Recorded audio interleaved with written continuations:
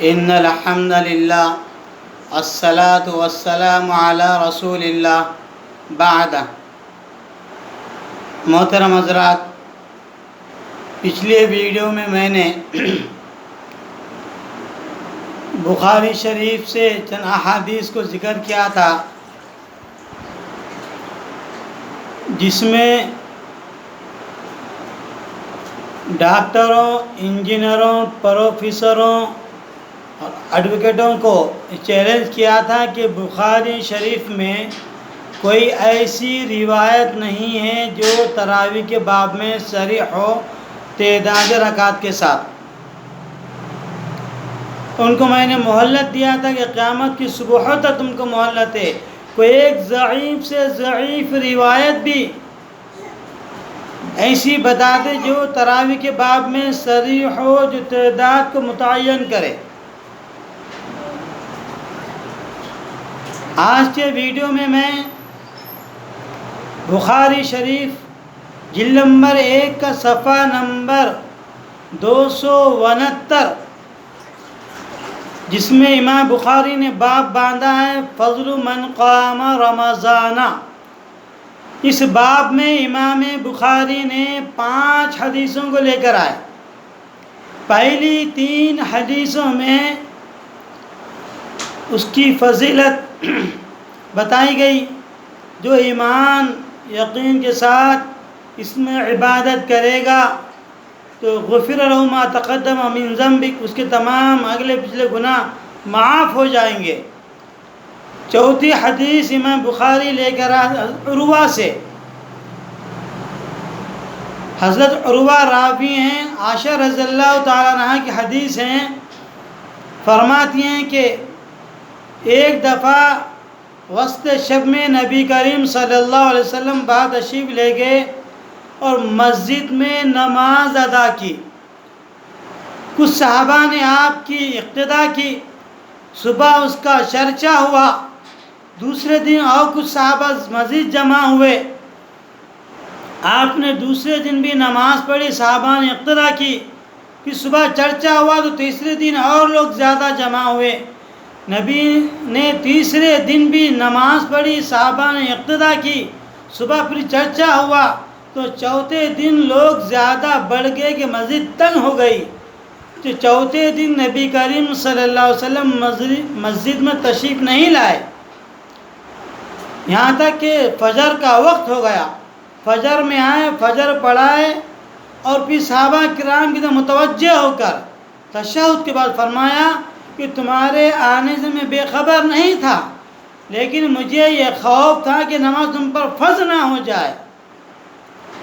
حضرت عائشہ فرماتی ہیں اس کے بعد یہ معاملہ وفات تک یوں ہی رہا۔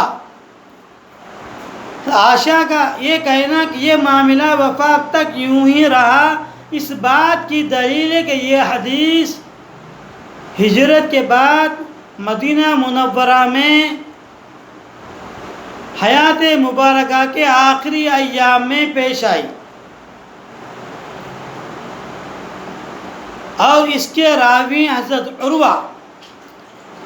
پھر باب کے آخر میں امام بخاری نے ابو سلمہ بن عبد الرحمن کی حدیث لے کر آئے، جس میں 11 رکعتن کا جو تذکرہ ہے، میں نے پہلے بتایا تھا امام بخاری کا یہ طریقہ ہے، جو باب باندھتے ہیں اس باب میں پہلے ان احادیث کو لے کر آتے ہیں جن احادیث کا اس باب سے 100% تعلق ہوتا ہے، پھر آخر باب میں ان حدیثوں کو بھی لے کر آتے ہیں جس حدیث کا تعلق اس باب سے تو نہیں ہوتا لیکن جزوی مناسبت ہوتی ہے، اس وجہ سے اس حدیث کو بھی لے کر آتے ہیں۔ اسی لیے امام بخاری نے حدیث کو اس وجہ سے لے کر آئے کہ نبی علیہ الصلوۃ والسلام جو 3 دن نماز پڑھائی تو تیسرے دن تیسرے پہر تک یہ نماز پڑھائی، تو کسی قاری کو شبہ نہ ہو جائے کہ جب تیسرے پہر تک نبی نے نماز پڑھائی تو اس دن کا تہجد تو قضا نہ ہو گئی ہو۔ امام بخاری فرماتے ہیں حدیث کو لا کر کے تہجد کی قضا نہیں ہوئی، رمضان میں غیر رمضان میں نبی علیہ السلام کا یہی معمول تھا کہ 11 رکعت تہجد پڑھا کرتے تھے۔ اب غور کیجئے، جو باب باندھا من قام رمضان میں اس میں حدیث حدیث ہے عروہ کی، اور 11 روایت جو ہے 11 رکعتن کی، اس کے راوی ہیں ابو سلمہ بن عبد الرحمن. 2 حدیثیں الگ الگ ہیں، تو معلوم ہوا وہ تہجد کے بارے میں ہے، یہ تراویح کے بارے میں ہے. اگر انجینئر کے بقول 11 رکعتن والی روایت اگر تراویح کے باب میں بھی ہوتی تو یہاں پر بھی عروہ کی روایت میں رکعتوں کا تذکرہ ہوتا. لہذا انجینئر تیری 420 اب نہیں چلے گی. لیکن اس حدیث کے اندر تعداد رکعت کا تذکرہ نہیں ہے، لیکن بہت سے روایات متواترہ سے یہ بات ثابت ہے کہ نبی علیہ السلام رمضان میں جو عبادت فرماتے تھے وہ عبادت غیر رمضان سے زیادہ ہوتی تھی. چنانچہ بخاری شریف کی جلد نمبر 1 صفحہ نمبر 271 اور مسلم شریف جلد نمبر 1 صفحہ نمبر 372 پر عائشہ رضی اللہ تعالیٰ عنہا کی روایت ہے کہ نبی کریم صلی اللہ علیہ وسلم جب رمضان میں آخر عشرہ داخل ہوتا، آخر عشرہ آتا تو آپ صلی اللہ علیہ وسلم کی عبادت بڑھ جاتی. آپ راتوں میں جاگا کرتے، راتوں میں جاگتے اور اپنے اہل عیال کو بھی جگا دیتے اور عبادت میں مزید اضافہ فرما دیتے تھے. تو انہی روایت کے پیش نظر عرف عام میں غیر مقلدین کے پیشوا، حقیقت میں پیٹ کے پجاریوں کے پیشوا صاحب عروج بالفروج نواب صدیق حسن صاحب انتقاد الرجیح صفحہ نمبر 61 پر فرماتے ہیں کہ اصل نماز تراویح سنت ہے، کیونکہ نبی کریم صلی اللہ علیہ وسلم نے اس کو چند راتوں میں پڑھا ہے اور امت پر شفقت کی وجہ سے اس کو چھوڑ دیا کہ عام لوگ اس کو واجب نہ قرار دے دیں یا یہ واجب نہ ہو جائے. اور فرماتے ہیں کہ تعداد رکعات صحیح اور مرفوع احادیث میں مذکور نہیں ہے، لیکن مسلم کی روایت سے پتہ چلتا ہے کہ نبی کریم صلی اللہ علیہ وسلم رمضان میں جو عبادت فرماتے تھے وہ دیگر ایام سے زیادہ ہوتی تھی. تو پس معلوم ہوا، حضرت نواب صدیق حسن فرماتے ہیں، اس سے پتہ چلا کہ نبی کریم صلی اللہ علیہ وسلم کی تراویح کا عدد زیادہ تھا. کون فرما رہے ہیں؟ نواب صدیق حسن بھوپالی فرما رہے ہیں. کس وقت فرما رہے ہیں؟ جب 11 رکعتن کا بازار گرم تھا، تو ایسے وقت میں آپ فرما رہے ہیں کہ تعداد رکعت زیادہ تھا. کتنا زیادہ تھا یہ بھی آپ انہی سے سنیے. آپ یہی صاحب عروج بالفروج نواب صدیق حسن اپنی کتاب عون الباری جلد نمبر 2 صفحہ نمبر 861 پر فرماتے ہیں کہ جمہور کے نزدیک تراویح کی نماز 20 رکعت ہے. آگے فرماتے ہیں حضرت عمر رضی اللہ تعالیٰ عنہ کے زمانے میں 20 رکعت پر اجماع ہوا. یہ ہے دارالعلوم دیوبند کی فطرت کہ باطل کی چپل باطل کے سر پر، باطل ہی کے گھر پر. اب آئیے اہل سنت والجماعت سے تراویح کی 20 رکعت پر دلائل سنیے. آثار السنن مع تعلیق الحسن جلد نمبر 1 صفحہ نمبر 53 پر حضرت یزید بن خصیفہ رضی اللہ تعالیٰ عنہ روایت کرتے ہیں حضرت صاحب بن یزید رضی اللہ تعالیٰ عنہ سے کہ لوگ عمر رضی اللہ تعالیٰ عنہ کے زمانے میں 20 رکعت تراویح پڑھتے تھے اور 3 رکعت وتر پڑھتے تھے. اس حدیث کی سند کے بارے میں محدث نیمی رحمۃ اللہ علیہ فرماتے ہیں کہ رجال و اسنادی کلہم ثقات، کہ اس کے سند کے تمام رجال ثقہ ہیں. حافظ ذہبی، حافظ ابن حجر، امام نووی اور علامہ سیوطی رحمۃ اللہ علیہ ایک ایک راوی کی توثیق بیان فرما رہے ہیں۔ یہی روایت معارف السنن میں حضرت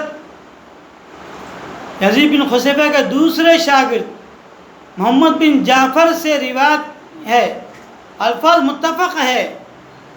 اس حدیث کی سند کے بارے میں علامہ سبوکی، امام ملا علی قاری رحمۃ اللہ علیہ اور محدث نعیمی رحمۃ اللہ علیہ فرماتے ہیں اس کی سند صحیح ہے۔ یہ دونوں روایتیں اعلیٰ درجے کی صحیح بھی ہیں اور تراویح کے مسئلے میں صریح بھی ہیں۔ اور تیسری روایت ہے موطا امام مالک کی، یزید بن رومان رضی اللہ تعالیٰ عنہ سے فرماتے ہیں کہ عمر رضی اللہ عنہ کے زمانے میں ابی بن کعب رضی اللہ تعالیٰ عنہ صحابہ کرام کو 20 رکعت تراویح پڑھاتے تھے، 3 رکعت وتر پڑھاتے تھے۔ اب اس روایت کے اوپر انجینئر نے اعتراض کیا کہ رومان کی والی حدیث یہ مرسل ہے، مرسل حجت نہیں ہے، منقطع ہے، اور انہوں نے عمر رضی اللہ تعالیٰ عنہ کا زمانہ نہیں پایا ہے۔ لیکن محدثین کا اتفاق ہے موطا امام مالک قرآن شریف کے بعد سب سے زیادہ صحیح حدیثوں کی کتاب ہے، اور امام مالک کا مرسل اور امام حنیفہ کا مرسل قابل حجت ہے۔ اس کی وجہ یہ ہے کہ امام مالک رحمۃ اللہ علیہ تک امام حنیفہ تک جو بھی روایتیں پہنچی ہیں صرف 2 یا 3 واسطوں سے پہنچی ہیں، ان تابعی ان صحابی قال رسول اللہ، ان تابعی ان صحابی رسول اللہ، اور صحابی تابعی بھی ثقہ ہیں اور صحابہ کرام بھی کلہم عدول، تمام صحابہ کرام عادل ہیں۔ اگر ان 2-3 واسطوں کے اندر کوئی ایک راوی کو حذف کر کے ڈائریکٹ حدیث بیان کرے تو یہ حدیث ان کے پاس قابل حجت ہے۔ ان کی تمام روایتیں امام ابو حنیفہ کی روایتیں اور امام مالک کی روایت جو مرسل ہو وہ قابل حجت ہوگی۔ اگر یہی مرسل روایتیں بخاری مسلم میں سیاستہ میں ہوں، دیگر حدیث کتب میں ہوں، قابل حجت نہیں ہوگی۔ وجہ یہ ہے کہ امام بخاری تک جو روایتیں پہنچی ہیں وہ کم سے کم 5 واسطوں سے، کبھی 10 12 15 واسطے بھی ہو جاتے ہیں۔ تو ان 10-15 واسطوں میں ان تابعی، ان تابعی، ان صحابی، ان دیگر صحابی، 3-4 تو یہ ہو گئے، اور 4 کے بعد جو 5واں 6واں 10واں 12واں جو راوی ہوگا ان میں سے کوئی ان انجینئر، ان ڈاکٹر، ان پروفیسر، ان ٹیچر، ان پٹیچر، ان ایڈوکیٹ، تو ان کی وجہ سے ان میں سے کوئی اگر متروک ہو، کوئی فاسق ہو، کسی کے فسق کی وجہ سے، کسی کی جھوٹ کی وجہ سے، کسی کے کم عقل ہونے کی وجہ سے روایت اگر وہ مرسل ہو تو قابل حجت نہیں ہوگی۔ یہ ہے۔ اب رہا مسئلہ کہ یہ تو نبی علیہ السلام نے ثابت نہیں ہے، تو حضرت عمر کا عمل ہے۔ بس ثابت ہوا ہے کہ آیت عمری کے اندر ہی یہ 20 رکعت تراویح پر اجماع ہوگا، 20 رکعت طے ہو گئی، اسی وقت سے 20 رکعت لازم ہو گئی۔ کیوں؟ وجہ کیا ہے؟ ترمذی شریف جلد نمبر 2 صفحہ نمبر 92 پر حدیث ہے، نبی کریم صلی اللہ علیہ وسلم نے فرمایا کہ علیکم بسنتی سنت الخلفاء الراشدین المہدیین عضوا علیہا بالنواجذ، میری سنت، میرے خلفاء راشدین جو ہدایت یافتہ ان کی سنت کو مضبوطی سے پکڑ لو۔ اس روایت کے بارے میں یہی صحابی عروج بالفروج نواب صدیق حسن بھوپالی اپنی کتاب الدین الخالص میں جلد نمبر 2 صفحہ نمبر 435 پر فرماتے ہیں کہ نبی علیہ السلام کے بعد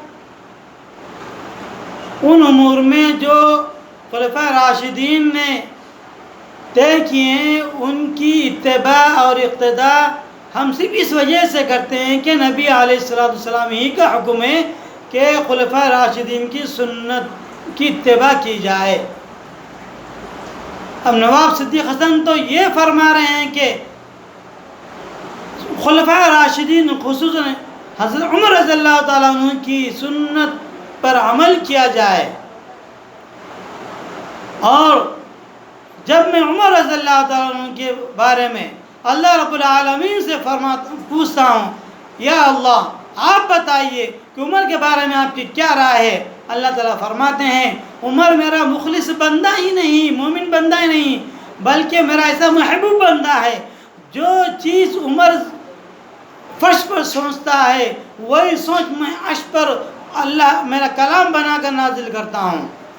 چنانچہ جب عمر میرے گھر کی زیارت کرنے کے لیے آیا تھا تو میرے حبیب نے جب بتایا تھا کہ مقام ابراہیم ہے تو عمر نے کہا تھا کہ میرا دل یہ چاہتا کہ یہاں پر میں دو گانے شکرانے کے پڑھوں، نبی کے پاس فرمان نہیں تھا، نبی خاموش تھے، تو میں نے فرمایا اے میرے حبیب آپ مت گھبرائیے، جو رائے جو منشا عمر کی فرش پر ہے وہی رائے وہی منشا میری عرش پر ہے، لہذا میں حکم دیتا ہوں وَاتَّخِذُوا مِن مَّقَامِ إِبْرَاهِيمَ مُصَلًّى۔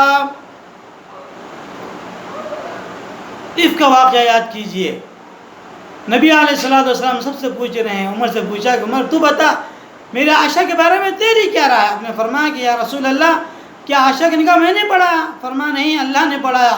تو میرا یہ عقیدہ ہے کہ میرا اللہ مجھے نبی تک پاک دے دے، نبی کی بیوی ناپاک ہو یہ ہو ہی نہیں سکتا۔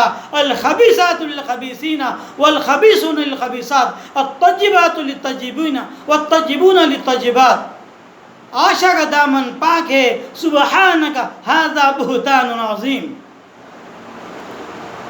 یا رسول اللہ سبحانک ھذا بہتان عظیم، اللہ پاک نے فرمایا یا حبیب جو رائے جو منشا عمر کی فرش پر ہے وہی رائے میری بھی فرش پر ہے، میں بھی یہی حکم بھیجتا ہوں سبحانک ھذا بہتان عظیم، عائشہ کا دامن پاک ہے۔ جب منافق کی نماز جنازہ پڑھانے کا موقع آیا، نبی نے پڑھانے کے لیے آگے بڑھے، عمر نے روکا، اللہ نے فرمایا جو عمر کی رائے فرش پر ہے وہی رائے میرے عرش پر ہے، وَلَا تُصَلِّ عَلَىٰ أَحَدٍ مِّنْهُمْ مَاتَ۔ یہ عمر کا مقام ہے، اللہ بھی عمر کی بات کی لاز رکھتا ہے۔ اب تو بتا انجینئر، تو بتا اے پروفیسر، تو بتا اے انجینئر ڈاکٹر، عمر کے بارے میں تیری کیا رائے ہے؟ اگر تو عمر کو مومن مانتا ہے تو پھر اللہ کا فرمان سن، اللہ پاک فرماتا ہے وَمَن يُشَاقِقِ الرَّسُولَ مِن بَعْدِ مَا تَبَيَّنَ لَهُ الْهُدَىٰ وَيَتَّبِعْ غَيْرَ سَبِيلِ الْمُؤْمِنِينَ نُوَلِّهِ مَا تَوَلَّىٰ وَنُصْلِهِ جَهَنَّمَ وَسَاءَتْ مَصِيرًا۔ حق کے واضح ہو جانے کے بعد جو روگردانی کرتا ہے اور اللہ رسول کی پیروی نہیں کرتا اور غیر سبیل المؤمنین مومنین کے راستے کے علاوہ چلتا ہے، عمر کا راستہ تو 20 رکعت تراویح کا ہے، 20 رکعت کو چھوڑ کر کوئی 8 رکعت کہتا ہے، 20 رکعت کا انکار کرتا ہے، تو اللہ پاک فرماتا ہے نُوَلِّهِ مَا تَوَلَّىٰ، میں اس کو ادھر ہی پھیر دیتا ہوں جدھر یہ پھرنا چاہتا ہے، مجھے اس کی کوئی پرواہ نہیں۔ وَنُصْلِهِ جَهَنَّمَ، میں نے اس کے لیے جہنم تیار کر رکھی ہے، وَسَاءَتْ مَصِيرًا، جہنم بہت برا ٹھکانہ ہے۔ محترم سامعین، یہ ہے 20 رکعت تراویح کا ثبوت۔ یہ تو وہ احادیث ہیں، وہ روایتیں ہیں جن کو ڈاکٹر انجینئر پروفیسر کو بھی ماننا پڑے گا، ورنہ بہت سی روایتیں عام مومنین کے لیے، بہت سی روایتیں ہیں مصنف میں اور دوسری حدیث کی کتاب کے اندر۔ عثمان رضی اللہ عنہ کے زمانے میں 20 رکعت ہوتی تھی، علی رضی اللہ عنہ کے زمانے سے ان کی بھی حدیث روایت منقول ہیں، آپ بھی حکم فرماتے 20 رکعت پڑھانے کا۔ 20 رکعت تراویح ہونے کے بعد پھر وتر خود آپ آ کر پڑھاتے تھے، اور عمر رضی اللہ عنہ کے زمانے سے، عثمان کے زمانے میں، علی کے زمانے میں، علی کے زمانے سے اب تک مکہ اور مدینہ میں، مسجد حرام میں، مسجد نبوی میں اب تک بھی 20 رکعت ہوتی ہیں۔ یہ ہے 20 رکعت نماز کی اصل. اور مجدد اول امام اعظم ابو حنیفہ رحمۃ اللہ علیہ سے لے کر مجدد حضرت شاہ ولی اللہ محدث دہلوی رحمۃ اللہ علیہ تک جتنے مجددی کرام آئے ہیں، تمام مجددین نے 20 رکعت تراویح کو قبول کیا، مانا اس پر عمل کیا ہے. اسی وجہ سے تو صاحب عروج بالفروج نواب صدیق حسن فرماتے ہیں کہ جمہور کے نزدیک 20 رکعت ہے. عمر کے زمانے میں 20 رکعت پر اجماع ہو گیا ہے. اجماع پر عمل کرنا واجب ہے، لیکن واجب بالغیر ہوگا. اس آیت کریمہ کی روح سے وَمَنْ يُشَاقِقِ الرَّسُولَ مِنْ بَعْدِ مَا تَبَيَّنَ لَهُ الْهُدَىٰ وَاتَّبِعْ غَيْرَ سَبِيلِ الْمُؤْمِنِينَ، اس آیت کی روح سے 20 رکعت کو قبول کرنا، 20 رکعت تراویح ماننا واجب ہے. 20 رکعت پڑھنا تو سنت ہے، پڑھے تو ثواب ہے، نہ پڑھے تو کوئی گناہ نہیں ہوگا. لیکن 20 رکعت کا انکار کرنا ایک واجب کا انکار کرنا ہے. 20 رکعت تراویح کو ماننا واجب ہے. جو نہ مانے وہ اہل سنت جماعت سے خارج ہے. محترم سامعین، مسئلہ 20 رکعت کا نہیں، مسئلہ رفع الیدین کا نہیں، مسئلہ خلف الامام قرات کا نہیں، مسئلہ آمین بالجہر کا نہیں ہے. آمین بالجہر کہو بھی کہ تو نماز ہو جائے گی، رفع الیدین کرے نہ کرے تب بھی نماز ہو جائے گی، صرف فاتحہ پڑھے نہ پڑھے تب بھی نماز ہو جائے گی. مسئلہ اس کا نہیں ہے. مسئلہ ہے ان ڈاکٹروں، پروفیسروں، ٹیچروں، پھٹیچروں، ایڈوکیٹوں کے عقائد کا. مسئلہ ہے پیٹ کے پجاریوں کے عقائد کا، ان کے نظریات کا. ان کے نظریے سنیے صحابہ کرام کے بارے میں. نزول الابرار جلد نمبر 2 صفحہ نمبر 94 پر لکھتے ہیں کہ صحابہ کرام میں بہت سے صحابہ کرام فاسق تھے. خصوصاً انہوں نے تذکرہ کیا، نام لیا ہے حضرت ولید بن عقبہ، معاویہ بن ابو سفیان، عمرو بن عاص، مغیرہ بن شعبہ، سمرہ بن جندب. یہ صحابہ کرام فاسق تھے. آگے انہوں نے لکھا ہے خلافت راشدہ صفحہ نمبر 55-56 پر علی رضی اللہ تعالیٰ عنہ کی خود ساختہ حکمرانہ عبوری دور کو خلافت راشدہ میں شمار کرنا دینی بددیانتی ہے.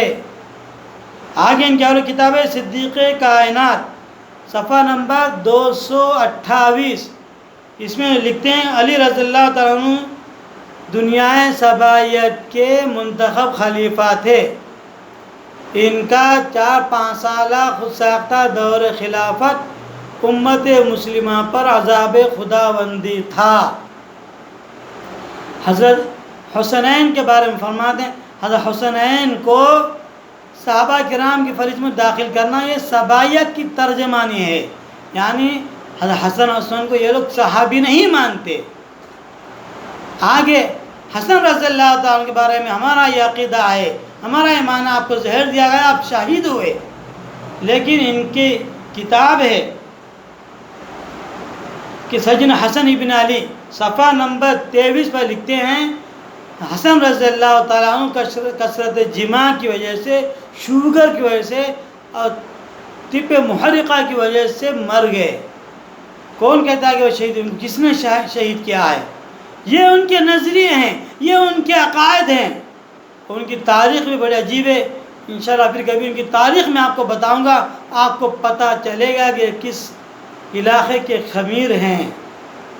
اللہ پاک سے دعا کہ اللہ تعالیٰ میں ان فاسق لوگوں سے، ان زندیق لوگوں سے ہماری حفاظت فرمائے، ان ملحدین سے ہماری حفاظت فرمائے. وآخر دعوانا ان الحمد للہ رب العالمین.